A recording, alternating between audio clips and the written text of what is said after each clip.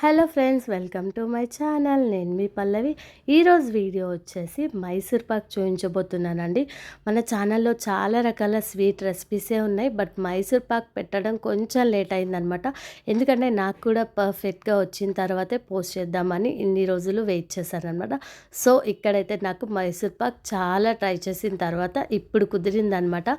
So with టిప్స్తో, అలాగే నెయ్యి వాడకుండా నూనెతోనే మంచి రుచితో ఎలా చేసుకోవాలో చూపించబోతున్నానండి. వీడియోని స్కిప్ చేయకుండా చూడండి. ఫస్ట్ టైం చూసేవాళ్ళు ఛానల్ని సబ్స్క్రైబ్ చేసుకొని చూడండి. సో ఇంకా లేట్ చేయకుండా వీడియోని స్టార్ట్ చేసేద్దాం.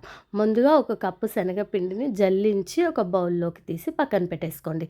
అలాగే మనం మైసూర్ పాక్ చేసుకున్నాక బౌల్లోకి ట్రాన్స్ఫర్ చేసుకోవడానికి ఏదైనా ఒక గిన్నెకి నెయ్యి కానీ నూనె కానీ అప్లై చేసి పక్కన పెట్టేసుకోండి. మీరు స్టీల్ గిన్నె అయినా తీసుకోండి, అల్యూమినియం గిన్నె అయినా తీసుకోండి, ఏదైనా పర్లేదు. దానికి నెయ్యి కానీ నూనె కానీ అప్లై చేసి పక్కన పెట్టేసుకోండి.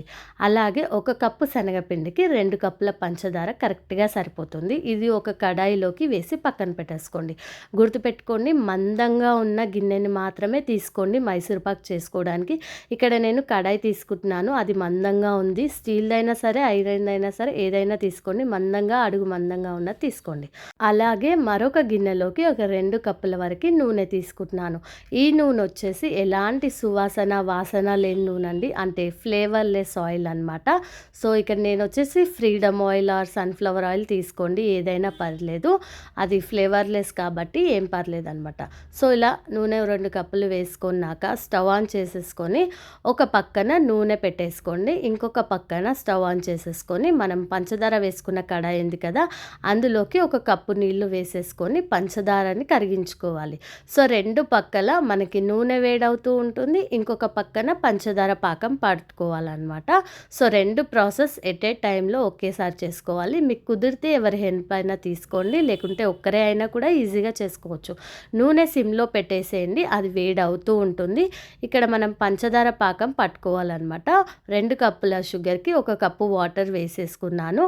అలాగే కొద్దిగా కుంకుమ పువ్వు, ఇలాచి పౌడర్ కూడా వేసేసుకొని కలుపుతూ తీగ పాకం వచ్చేంత వరకు పట్టించుకోవాలండి ఈ పాకాన్ని. ఇక చూడండి, నాకు ఇది పాకం మరుగుతూ ఉన్న ఒక 8 to 10 మినిట్స్కి తీగ పాకం వచ్చిందనమాట. సో ఇలా వన్స్ తీగ పాకం రాగానే మంటని లో ఫ్లేమ్లో పెట్టేసి మనం ముందుగా శనగపిండి తీసుకున్నాం కదా, అది కొద్ది కొద్దిగా వేసుకుంటూ విస్కర్తో కానీ స్పూన్తో కానీ ఉండలేమి లేకుండా చక్కగా కలుపుకోండి. ఇందులో పాకంలో మనకు శనగపిండి అనేది మొత్తం మిక్స్ అయిపోవాలి, ఉండలు అస్సలు ఉండకూడదండి. సో విస్కర్ అయితే ఈజీగా అవుతుంది అని చెప్తున్నాను. విస్కర్ ఉంటే విస్కర్తో కలిపేసుకోండి. ఇలా శనగపిండి అంతా వేసుకొని ఉండలేమి లేకుండా కలుపుకున్నాక మనకి మరొక పక్కన నూనె వేడిగా ఉంటుంది కదా, అస్సలు స్టవ్ ఆఫ్ చేయకుండా అలాగే నూనె గిన్నెని పెట్టుకోండి, స్టవ్ ఆఫ్ చేయకండి. స్టవ్ ఆఫ్ చేస్తే మనకి మైసూర్ పాక్ అనేది రాదనమాట. సో స్టవ్ ఆన్లో ఉంచుకొని మంటని లో ఫ్లేమ్లో పెట్టేసుకొని నూనె వేడిగా ఉంటుంది. ఇప్పుడు ఒక్కొక్క గరిటె నూనెని ఈ మిశ్రమంలోకి వేసుకుంటూ కలుపుకోవాలన్నమాట. ఇక్కడ మీరు చూస్తున్నారు కదా, నేను ఒక్కొక్క గరిటె నూనె వేసుకుంటూ నిదానంగా కలుపుతున్నాను. ఇలా మనకు నూనె వేసినప్పుడు పొంగుతున్నట్టు అవుతుంది కదా, సో ఆ పొంగడం ఆగిపోయిన తర్వాత మాత్రమే మరొక గరిటె నూనె వేస్తూ కలుపుకోవాలి. ఇక్కడ మీరు వీడియోలో చూస్తే అర్థమవుతూ ఉంటుంది నేను చెప్పడం కంటే. ఇలా ఈ ప్రాసెస్ని మనం చేస్తూనే ఉండాలి. మంటని మీడియం ఫ్లేమ్లో పెట్టి చేసుకోండి. అలాగే ఈ మిశ్రమాన్ని కూడా మనం గమనిస్తూ ఉండాలండి. ఎప్పుడైతే మనకి ప్యాన్ నుంచి సపరేట్ అవుతుంది అన్నప్పుడు స్టవ్ ఆఫ్ చేసేసుకోండి. అరే ఇంకా నూనె మిగిలిపోయింది అలా వేస్తూనే కలుపుతూ ఉన్నాం అనుకోండి, మనకు మైసూర్ పాక్ ముద్దలా రాకుండా విడిపోతుంది అనమాట. అందరూ చేసే మిస్టేక్ ఇక్కడే అండి. ఒక్కొక్కసారి మనం తీసుకున్న నూనె ఎక్కువ కావచ్చు, తక్కువ కావచ్చు. అలా అని మనం మిగిలిపోయిన నూనెను కూడా వేస్తూ కలుపుతూ ఉంటే మైసూర్ పాక్ పొడి పొడిగా అవుతుందన్నమాట. సో ఇక్కడ మనకి ప్యాన్ నుంచి సపరేట్ అవుతుంది అన్నది ఒక్కటి గుర్తుపెట్టుకోండి, సరిపోతుంది. ఇలా ప్యాన్ నుంచి సపరేట్ అవ్వగానే స్టవ్ ఆఫ్ చేసేసేయండి.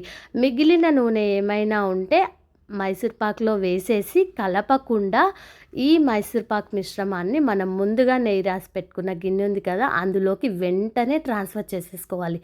ఏ మాత్రం లేట్ చేయకుండా వెంటనే ట్రాన్స్ఫర్ చేసేసుకోండి. అలాగే పైన నూనె వేసిన తర్వాత అస్సలు కలపకండి. ఈ 2 టిప్స్ అయితే బాగా గుర్తుపెట్టుకోండి. మైసూర్ పాక్ని వెంటనే గిన్నెలోకి ట్రాన్స్ఫర్ చేసేసుకోండి. అందులోకి వేసిన తర్వాత కూడా మనకు కుక్ అవుతూ ఉంటుందన్నమాట. ఒక 2-3 నిమిషాలు అలా వదిలేసేయండి. కొంచెం కొంచెం చల్లారిన తర్వాత నైఫ్ తీసుకొని లోపల వరకు ఇలా కట్ చేసుకోవాలి. అప్పుడే మనకు మైసూర్ పాక్ చల్లారిన తర్వాత కూడా కట్ చేసుకోవడానికి వస్తుందనమాట. ఇలా నైఫ్తోని ఘాట్లు పెట్టేసుకొని మూత పెట్టేసి ఒక 3 నుంచి 4 గంటలు అలా వదిలేసేయండి. ఇది కంప్లీట్గా చల్లారిన తర్వాత మాత్రమే డీమౌల్ చేసుకోవాలి. నేనైతే ఒక 4 గంటలు అలా వదిలేసానండి. 4 గంటల తర్వాత ఇలా డీమౌల్ చేసుకొని కట్ చేసి చూపిస్తున్నాను చూడండి. చాలా చక్కగా వచ్చిందండి మైసూర్ పాక్ అయితే. మనం ముందుగా ఇలా ఘాట్లు పెట్టేసుకుంటే చల్లారిన తర్వాత ఈజీగా పీసెస్లా కట్ చేసుకోవచ్చు అనమాట. ఇక చూడండి నేను చాలా ఈజీగా కట్ చేసేసుకున్నాను. అలాగే చూపిస్తున్నాను చూడండి, ఇలా కట్ చేసిన వాటిని మధ్యలో బ్రౌన్గా అటు ఇటు ఎల్లేష్గా చాలా పర్ఫెక్ట్గా వచ్చిందండి. సో నేను చెప్పిన టిప్స్ పాటిస్తూ చేయండి. ఫస్ట్ టైం చేసిన అస్సలు ఫెయిల్ అవ్వదండి మైసూర్ పాకు. చాలా టేస్టీగా వచ్చింది. వీడియో నచ్చితే లైక్ చేయండి, ఛానల్ని సబ్స్క్రైబ్ చేసుకోండి.